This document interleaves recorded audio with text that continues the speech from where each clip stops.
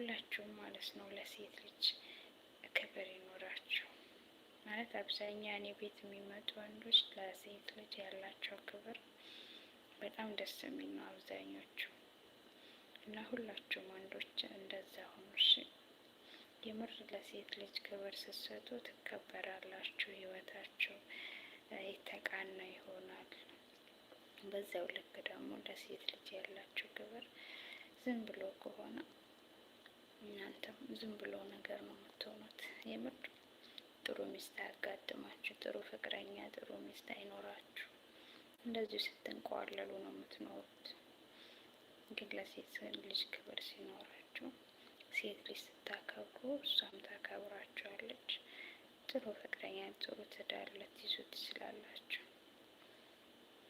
ሴት ልጅ ደግሞ እንክብካቤ ትወዳለች፣ እንወዳለን። የምር እንክብካቤ እንወዳለን።